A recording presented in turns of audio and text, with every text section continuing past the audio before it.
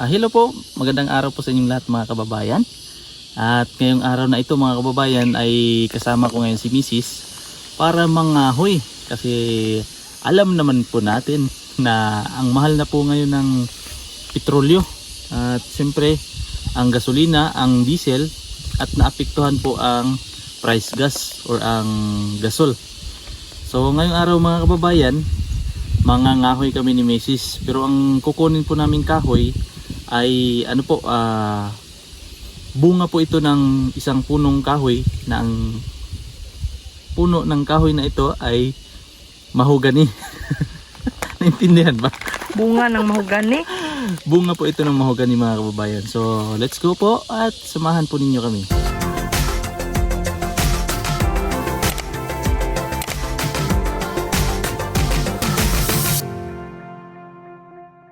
Ito po mga kababayan, may puno ng mahogani.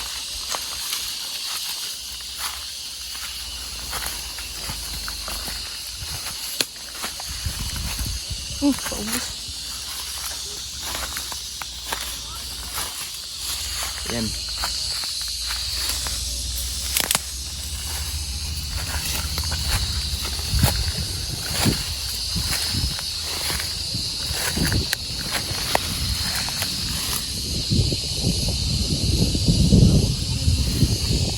Palangat ko.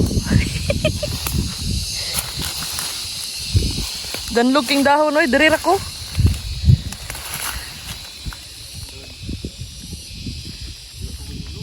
Wala pa hulog.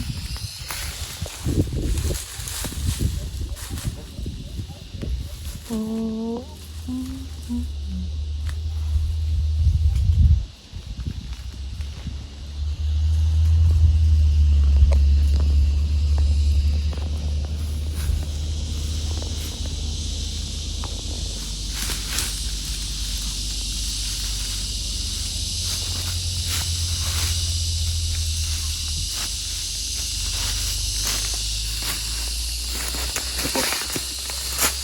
Ganito po ang itsura niya mga kababayan.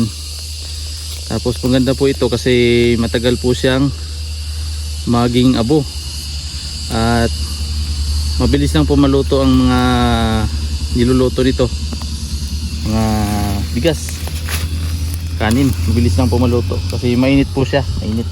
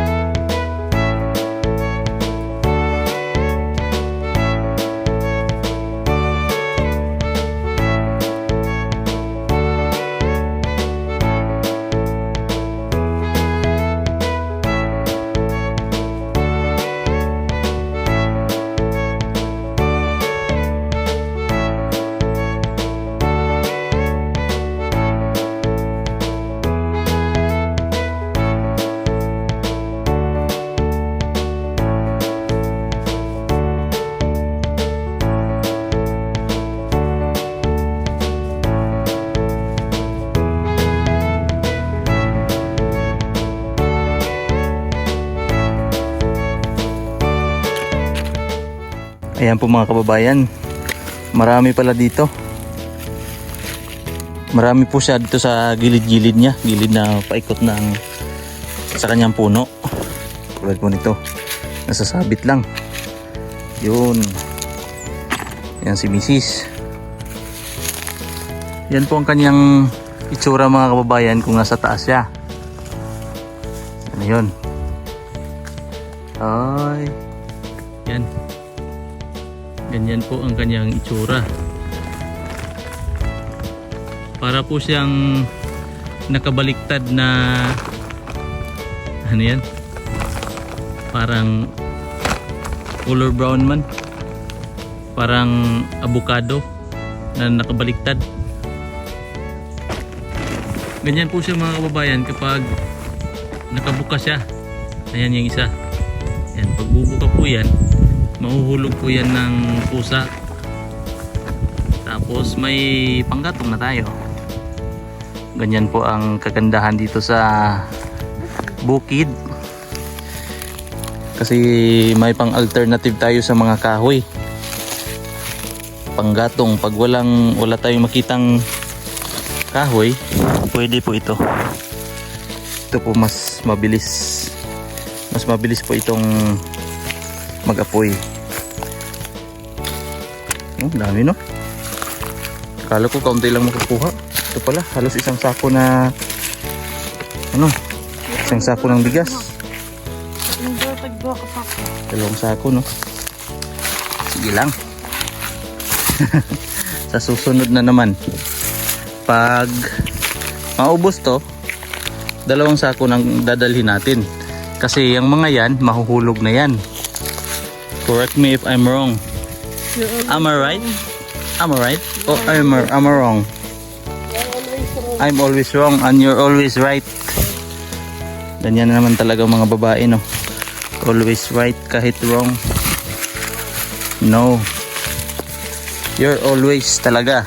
O yun, may nahulog. Yun, may nahulog mga kababayan. Ingat-ingat lang tayo, baka sa ulo natin mahulog. Kapag bagong pag bagong hulog, siyempre pa yon, medyo basa pa. Kaya medyo masakit pa yon sa ulo. Marami pa pala dito. Catch me, I'm falling. Marami pa pala, oh. Ito yata yung bagong nahulog, no?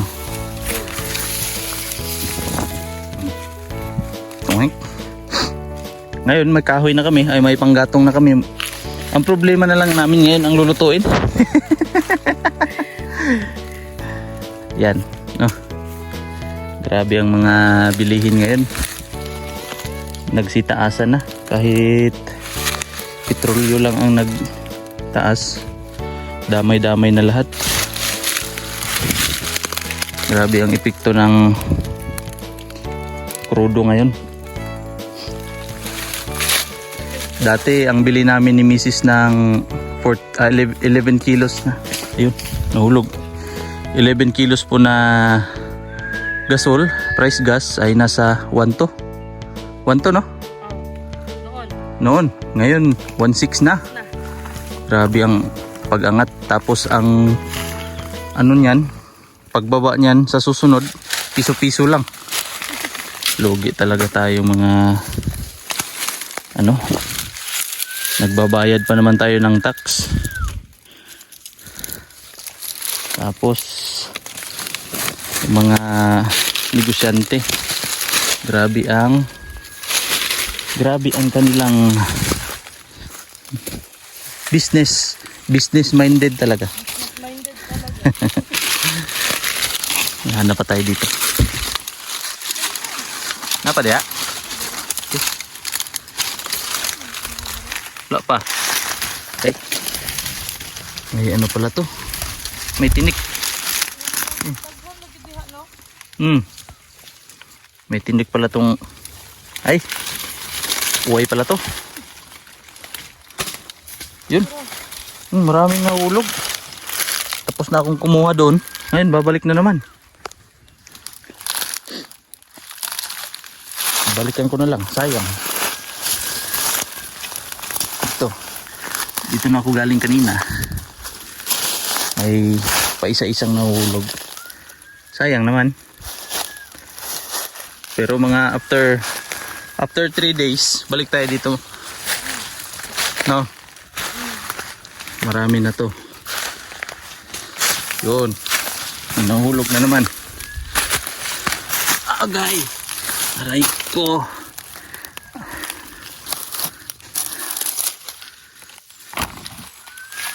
Isa, dalawa, tatlo. Puno. Puno pala. Aray. Sakit. Marami pa pala dito. Kala ko kaunti lang.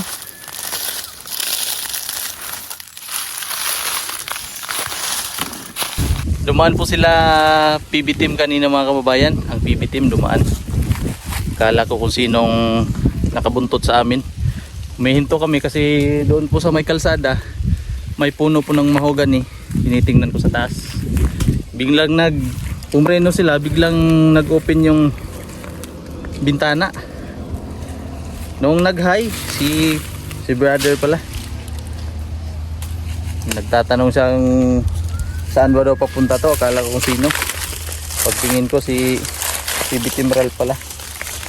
Thank you pala kay Tita Redemption si Dicky. Maraming salamat po tita sa iyong palaging pagsuporta at sa ating Panginoon. Thank you so much dahil may ginamit po siyang tao na handang magbigay, na napakabait na si Tita Redemption.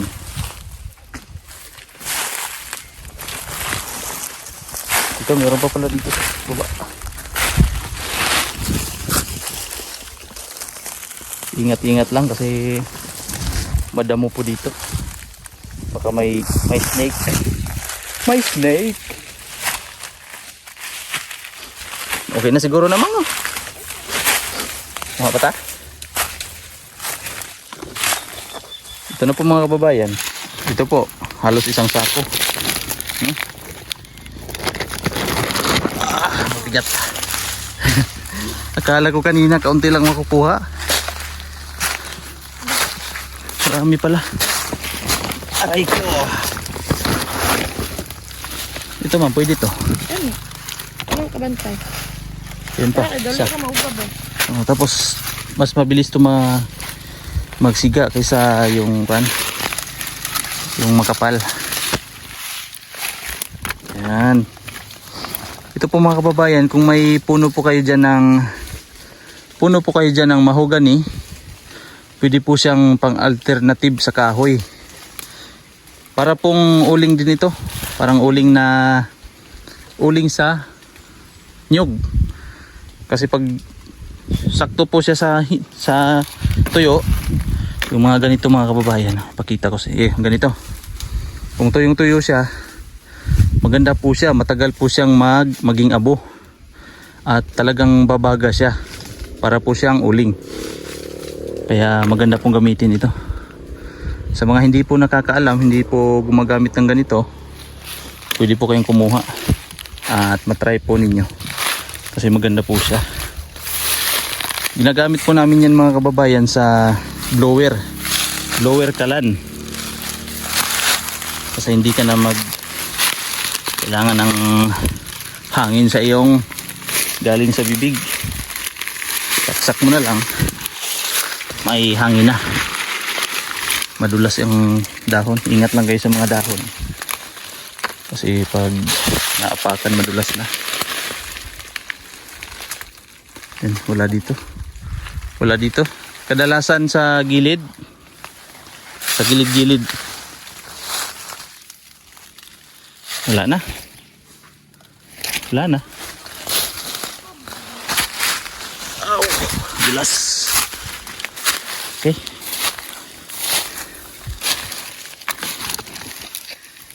So ito na po siya mga kababayan, ang aming nakuha ni Mrs. Ito, halos na puno po ang isang sako ng 25 kilos, no? So may panggatong na kami. Siguro nasa isang linggo. Walang isang linggo. Sige. So thank you po sa inyong lahat mga kababayan, sa inyong panonood at sa inyong palaging suporta at hindi pag-skip ng aking ads, lalo na po kay Tita Redemption. Maraming salamat po Tita Redemption, si Dicky at sa ating Panginoon. Thank you so much po at sa inyong lahat. At hanggang dito na lang po muna ang ating video mga kababayan sa araw na ito. At ingat po kayo palagi. God bless. Bye-bye.